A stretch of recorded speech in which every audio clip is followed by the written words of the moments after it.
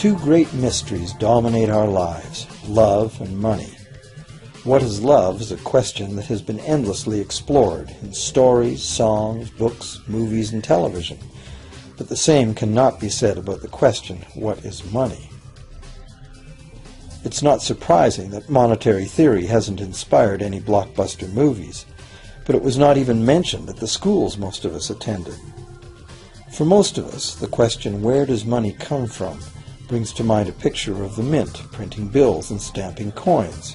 Money, most of us believe, is created by the government. It's true, but only to a point.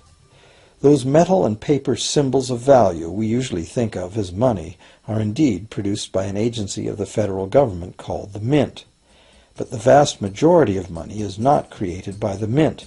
It is created in huge amounts every day by private corporations known as banks. Most of us believe that banks lend out money that has been entrusted to them by depositors. Easy to picture, but not the truth. In fact, banks create the money they loan, not from the bank's own earnings, not from the money deposited, but directly from the borrower's promise to repay. The borrower's signature on the loan papers is an obligation to pay the bank the amount of the loan plus interest, or lose the house, the car, whatever asset was pledged as collateral. That's a big commitment from the borrower. What does the same signature require of the bank? The bank gets to conjure into existence the amount of the loan and just write it into the borrower's account. Sound far-fetched? Surely that can't be true. But it is.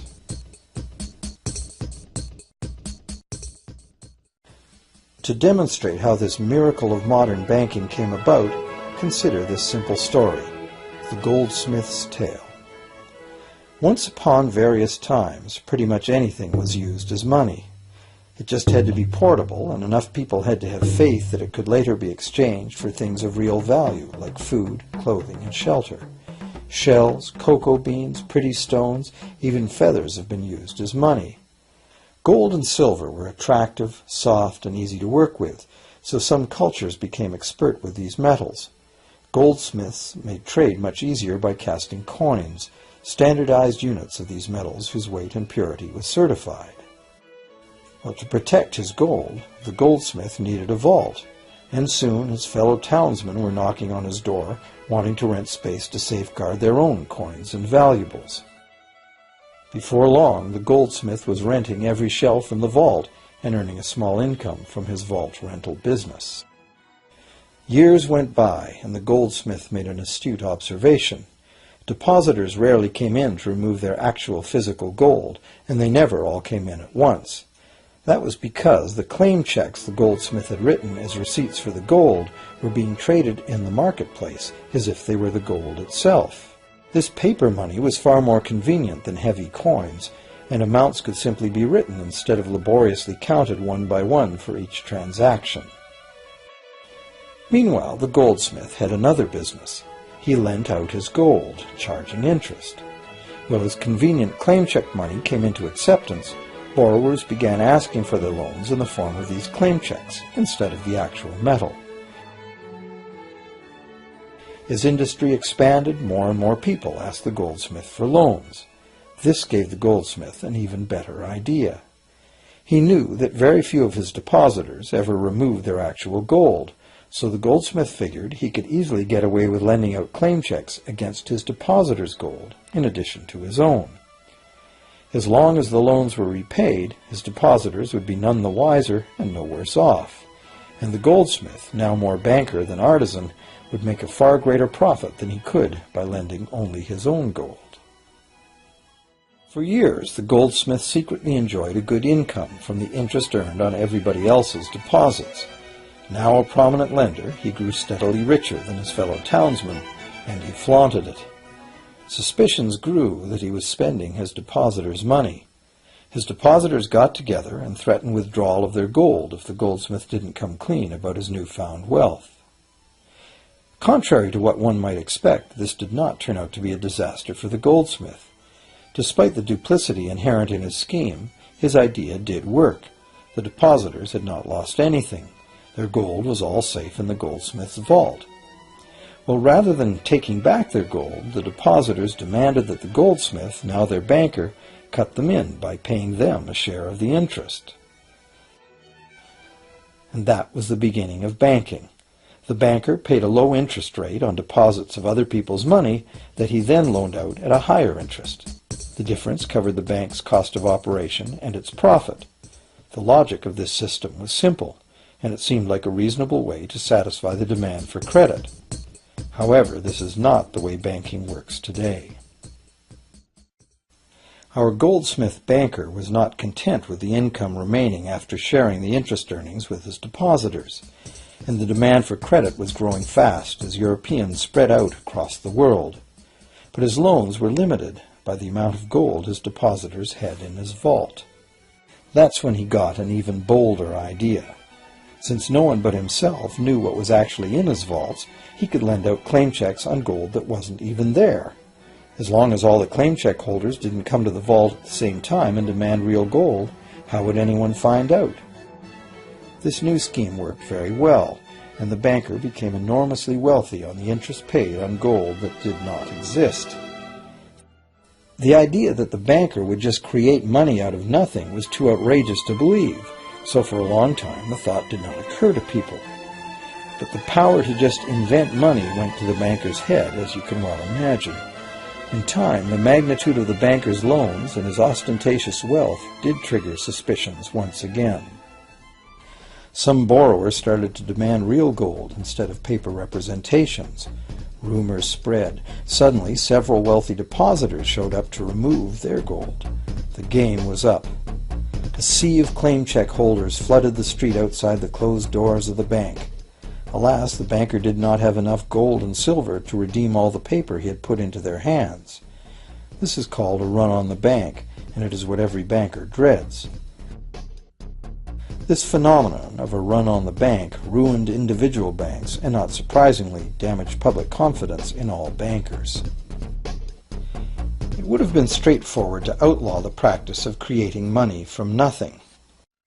But the large volumes of credit the bankers were offering had become essential to the success of European commercial expansion, so instead the practice was legalized and regulated.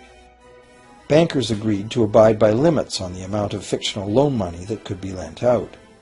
The limit would still be a number much larger than the actual value of gold and silver in the vault. Quite often the ratio was 9 fictional dollars to 1 actual dollar. These regulations were enforced by surprise inspections. It was also arranged that, in the event of a run, central banks would support local banks with emergency infusions of gold. Only if there were runs on a lot of banks simultaneously would the banker's credit bubble burst and the system come crashing down.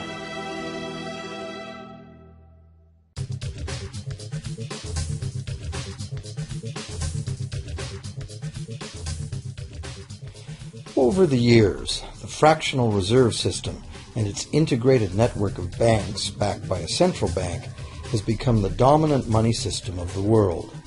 At the same time, the fraction of gold backing the debt money has steadily shrunk to nothing.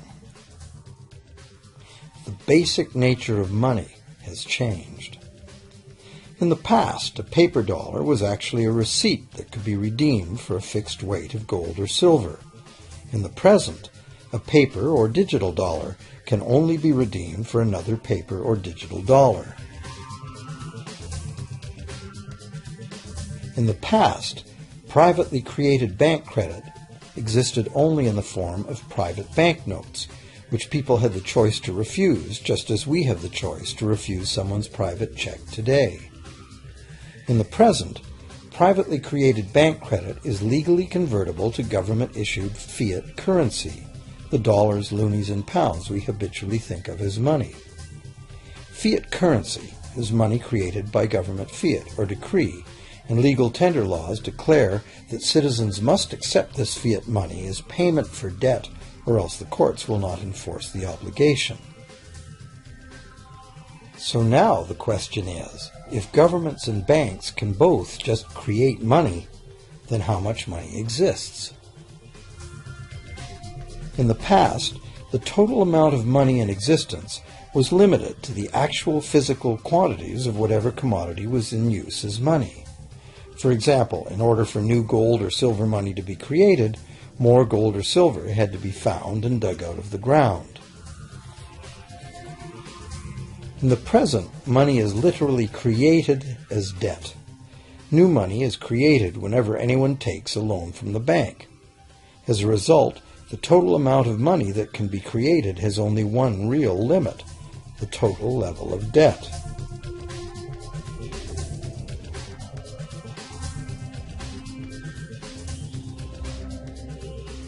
Governments place an additional statutory limit on the creation of new money by enforcing rules known as fractional reserve requirements. Essentially arbitrary, fractional reserve requirements vary from country to country and from time to time. In the past, it was common to require banks to have at least $1 worth of real gold in the vault to back $10 worth of debt money created. Today, reserve requirement ratios no longer apply to the ratio of new money to gold on deposit, but merely to the ratio of new debt money to existing debt money on deposit in the bank. Today, a bank's reserves consist of two things: the amount of government-issued cash or equivalent that the bank has deposited with the central bank, plus the amount of already existing debt money the bank has on deposit. To illustrate this in a simple way, let's imagine that a new bank has just started up and has no depositors yet. However, the bank's investors have made a reserve deposit of $1,111.12 of existing cash money at the central bank. The required reserve ratio is 9-to-1. Step 1. The doors open and the new bank welcomes its first loan customer. He needs $10,000 to buy a car. At the 9-to-1 reserve ratio, the new bank's reserve at the central bank, also known as high-powered money, allows it to legally conjure into existence 9 times that amount, or $10,000, on the basis of the borrower's pledge of debt. This $10,000 is not taken from anywhere. It's brand new money simply typed into the borrower's account as bank credit. The borrower then writes a check on that bank credit to buy the used car. Step 2. The seller then deposits this newly created $10,000 at her bank. Unlike the high-powered government money deposited at the central bank, this newly created credit money cannot be multiplied by the reserve ratio. Instead, it's divided by the reserve ratio. At a ratio of 9-to-1, a new loan of $9,000 can be created on the basis of the $10,000 deposit. Step 3.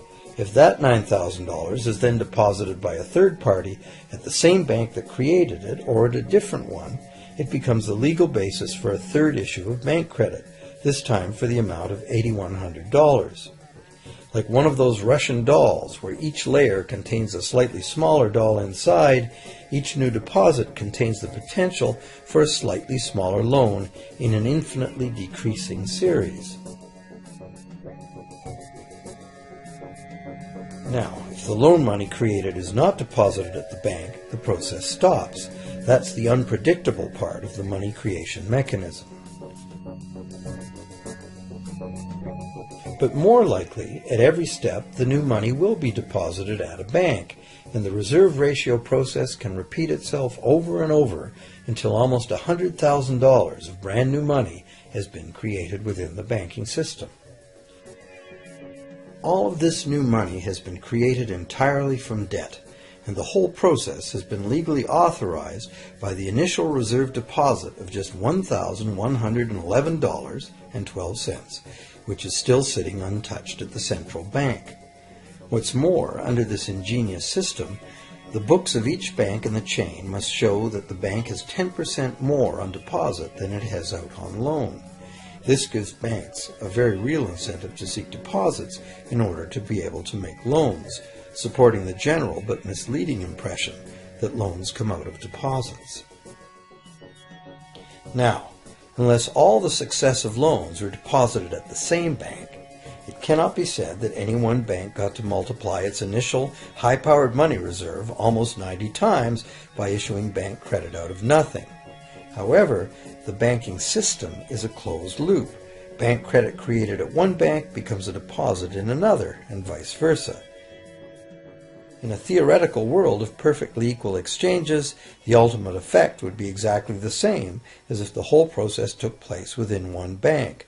That is, the bank's initial central bank reserve of a little over $1,100 allows it to ultimately collect interest on up to $100,000 the bank never had.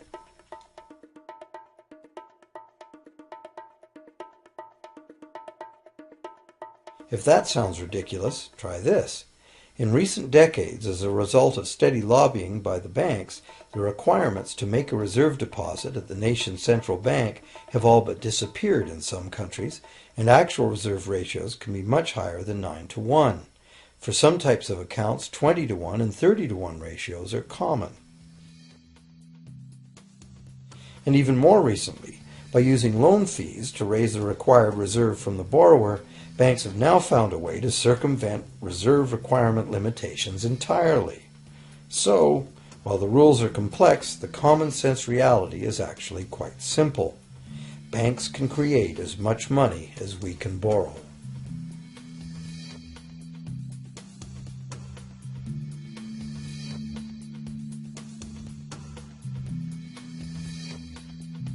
Despite the endlessly presented mint footage, government-created money typically accounts for less than 5% of the money in circulation. More than 95% of all money in existence today was created by someone signing a pledge of indebtedness to a bank. What's more, this bank credit money is being created and destroyed in huge amounts every day, as new loans are made and old ones repaid.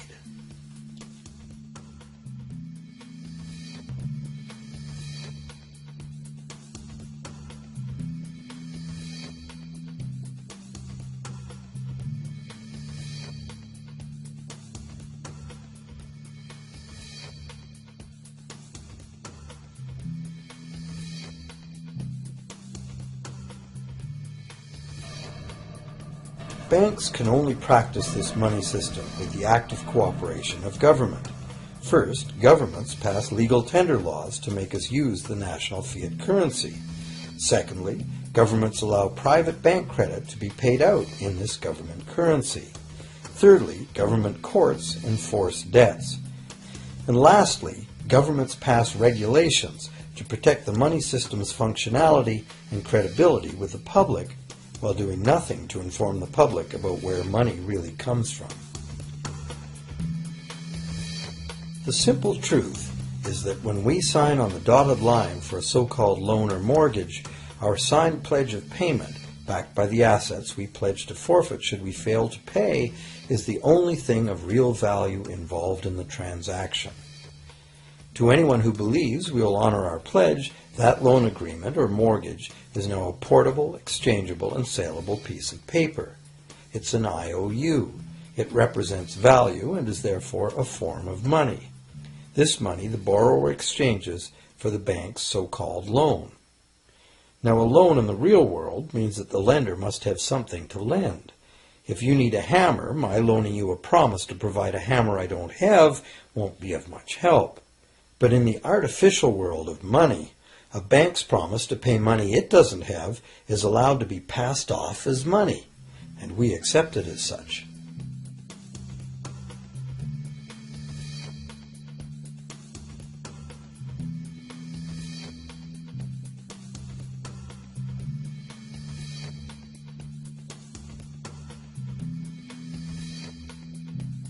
Once the borrower signs the pledge of debt, the bank then balances the transaction by creating, with a few keystrokes on a computer, a matching debt of the bank to the borrower.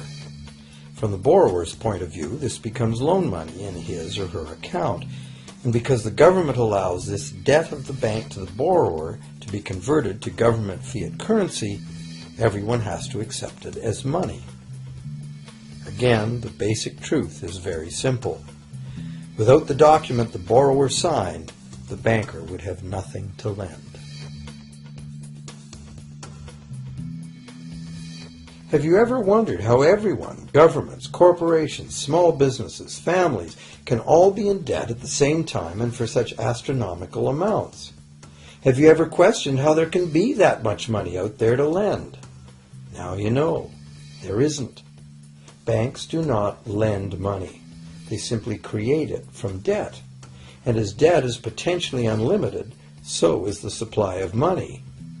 And as it turns out, the opposite situation is also true. Isn't it astounding that despite the incredible wealth of resources, innovation, and productivity that surrounds us, almost all of us, from governments to companies to individuals, are heavily in debt to bankers? If only people would stop and think, how can that be? How can it be that the people who actually produce all the real wealth in the world are in debt to those who merely lend out the money that represents the wealth? Even more amazing is that once we realize that money really is debt, we realize that if there was no debt, there'd be no money.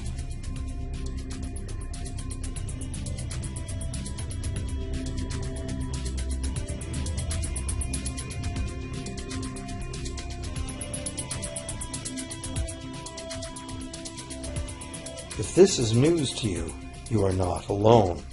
Most people imagine that if all debts were paid off, the state of the economy would improve. It's certainly true on an individual level. Just as we have more money to spend when our loan payments are finished, we think that if everyone were out of debt, there would be more money to spend in general. But the truth is the exact opposite. There would be no money at all.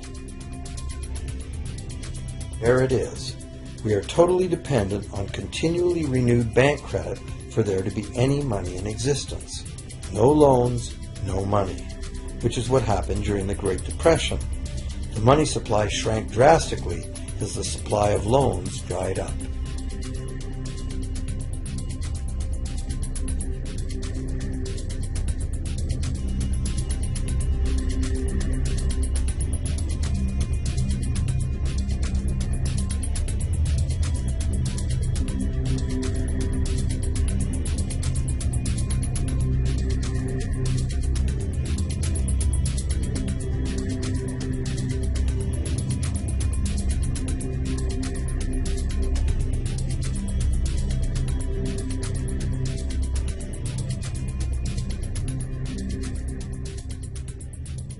And that's not all.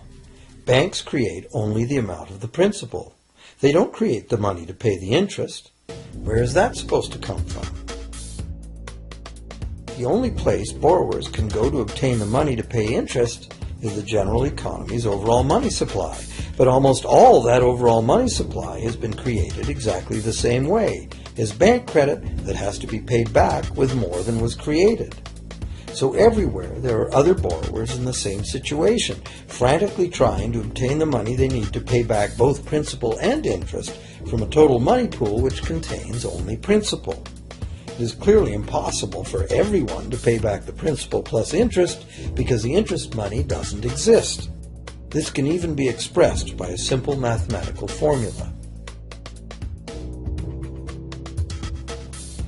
The big problem here is that for long-term loans, such as mortgages and government debt, the total interest far exceeds the principal.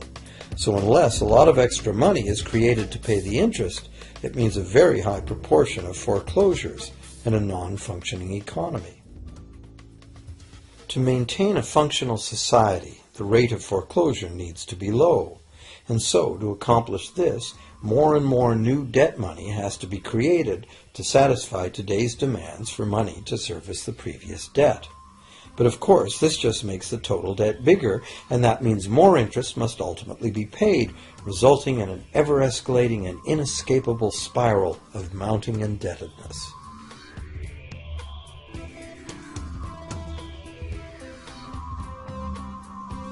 It is only the time lag between money's creation as new loans and its repayment that keeps the overall shortage of money from catching up and bankrupting the entire system.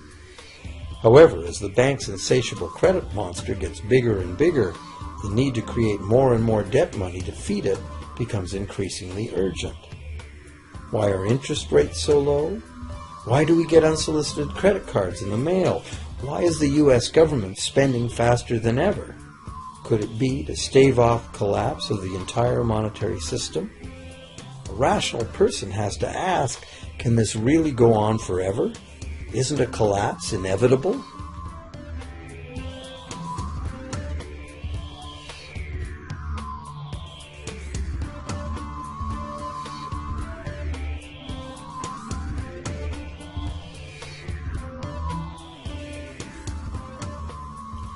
Money facilitates production and trade.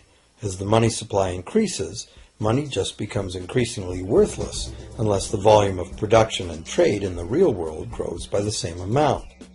Add to this the realization that when we hear that the economy is growing at 3% per year, it sounds like a constant rate, but it's not. This year's 3% represents more real goods and services than last year's 3% because it's 3% of the new total. Instead of a straight line, as is naturally visualized from the words, it is really an exponential curve getting steeper and steeper. The problem, of course, is that perpetual growth of the real economy requires perpetually escalating use of real-world resources and energy. More and more stuff has to go from natural resource to garbage every year, forever, just to keep this system from collapsing.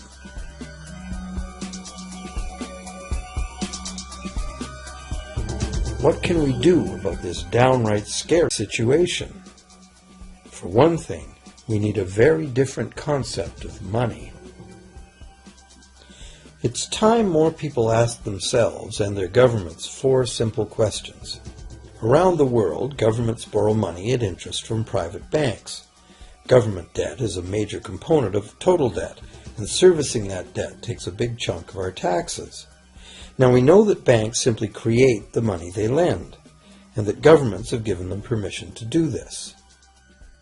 So the first question is, why do governments choose to borrow money from private banks at interest when government could create all the interest-free money it needs itself? And the second big question is, why create money as debt at all? Why not create money that circulates permanently and doesn't have to be perpetually re-borrowed at interest in order to exist? The third question, how can a money system that can only function with perpetually accelerating growth be used to build a sustainable economy? Isn't it logical that perpetually accelerating growth and sustainability are incompatible? And finally, what is it about our current system that makes it totally dependent on perpetual growth? What needs to be changed to allow the creation of a sustainable economy?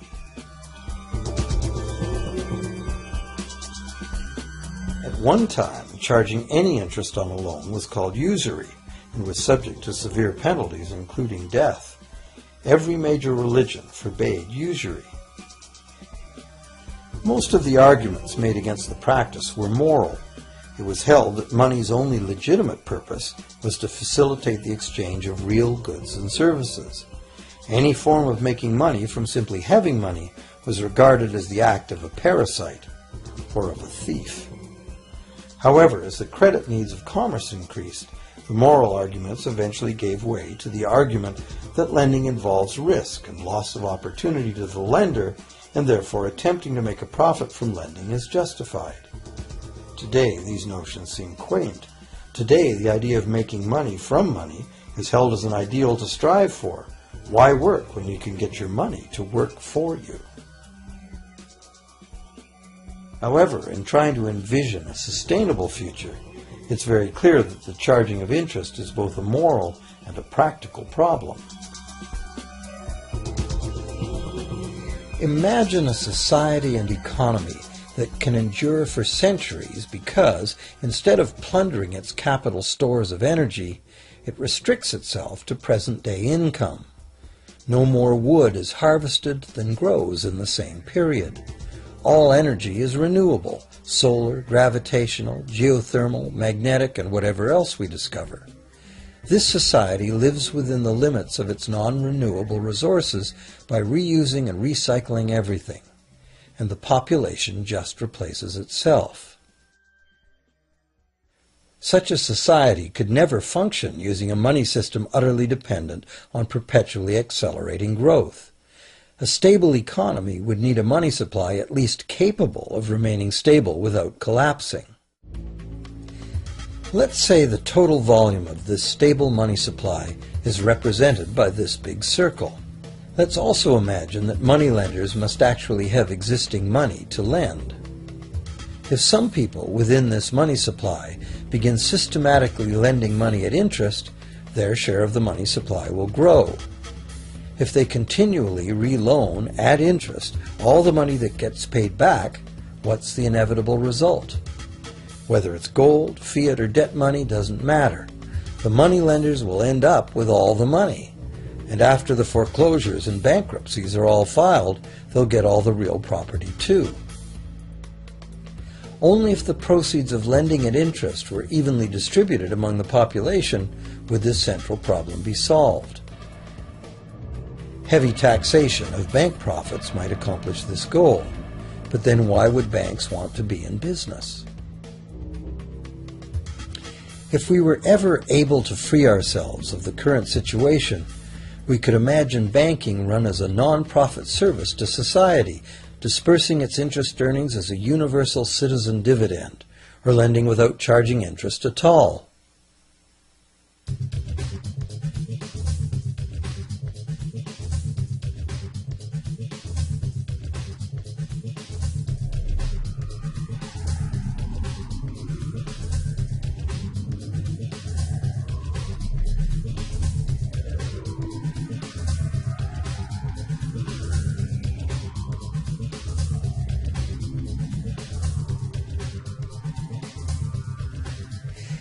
If it is the fundamental nature of the system that causes the problems, tinkering with the system cannot ever solve those problems.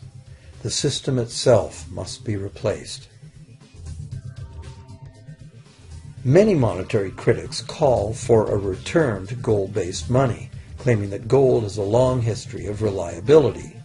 They ignore the many scams that can be played with gold, shaving coins, debasing the metal, cornering the market, all of which were abundantly practiced in ancient Rome and contributed to its fall. Some advocate silver, it being more abundant than gold and therefore more difficult to corner. Many question the need to bring back precious metals at all. No one wants to go back to carrying heavy sacks of coins to go shopping.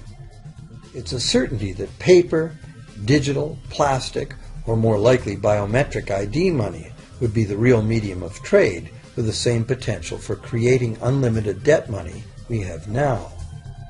Beyond that, if gold again became the sole legal basis of money, those who have no gold would suddenly have no money. Other monetary reform advocates have concluded that greed and dishonesty are the main problems, and that there may be better ways to create an honest and equitable money system than returning to silver or gold. Inventive minds have proposed a variety of alternate ways to create money. Many private barter systems create money as debt, much as banks do, but it is done openly and without charging interest. An example is a barter system in which debt is expressed as pledges of hours of work, all work being valued equally at a dollar figure that then allows hours to be equated with the dollar price of goods. This kind of money system can be set up by anyone who can devise a way to do the accounting and find willing and trustworthy participants. Setting up a local barter money system, even if it were little used now, would be prudent emergency planning for any community. Monetary reform, like electoral reform, is a big topic, and one that requires a willingness to change and to think outside the box. Monetary reform, again, like electoral reform, will not come easily, because the enormously powerful interests that benefit from the existing system will do their utmost to maintain their advantage. Now that we've seen that money is just an idea, and that in reality money can be whatever we make it, here's one very simple alternative monetary concept to consider. This model is based on systems that have worked in the past, in England and America, systems that were undermined and destroyed by the goldsmith bankers and their fractional reserve system.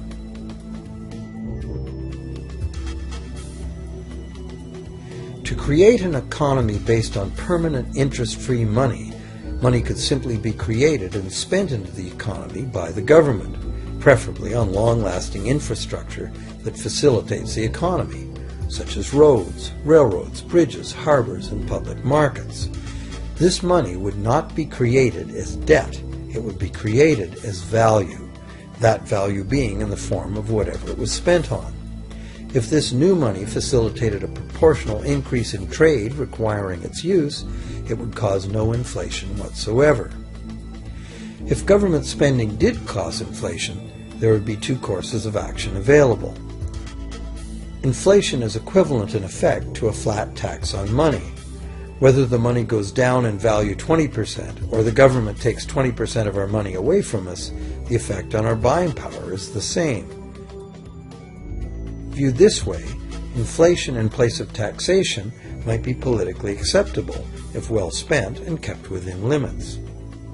Or government could choose to counter inflation by collecting tax monies that it then takes out of use, thus reducing the money supply and restoring its value. To control deflation, which is the phenomenon of falling wages and prices, the government would simply spend more money into existence. With no competing private debt money creation, governments would have more effective control of their nation's money supply. The public would know whom to blame if things went wrong. Governments would rise and fall on their ability to preserve the value of money. Government would operate primarily on taxes, as it does now, but tax money would go much, much further, as none of it would be required to pay interest to private bankers. There could be no national debt if the federal government simply created the money it needed. Our perpetual collective servitude to the banks through interest payments on government debt would be impossible.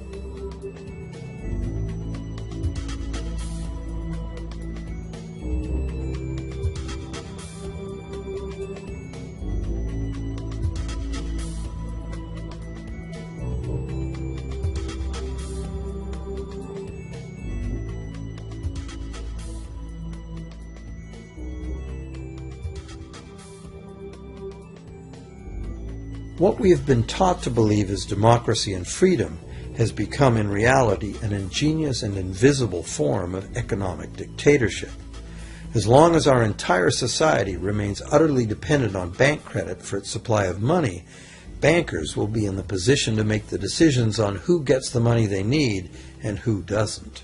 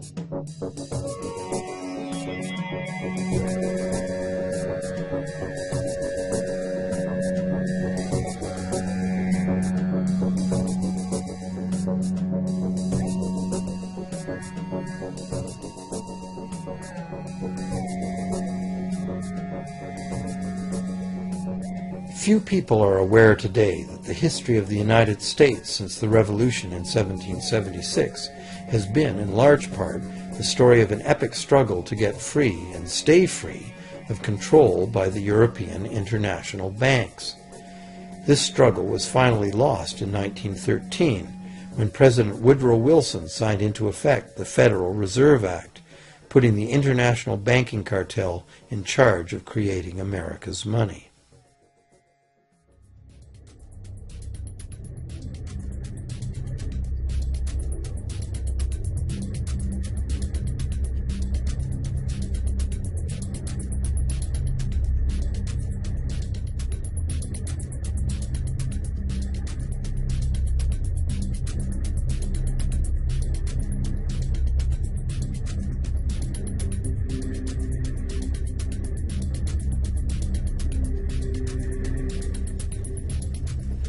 The power of this system is deeply ingrained. So is the educational and media silence on the subject. Years ago, a Canadian Deputy Prime Minister surveyed scores of non-economists, both highly educated professionals and common-sense people on the street, and found that not one of them had an accurate understanding of how money is created. In fact, it's probably safe to say that most people, including the frontline employees of banks, have never given the matter a moment's thought. Have you?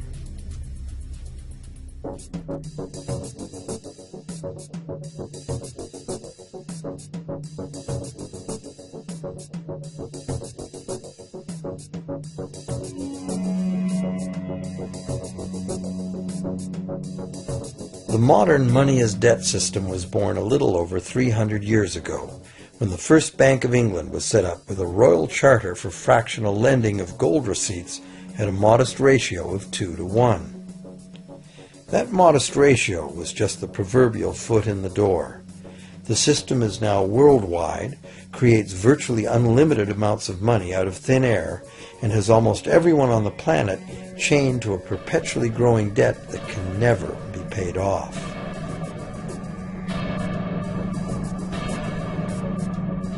Could it have all happened by accident?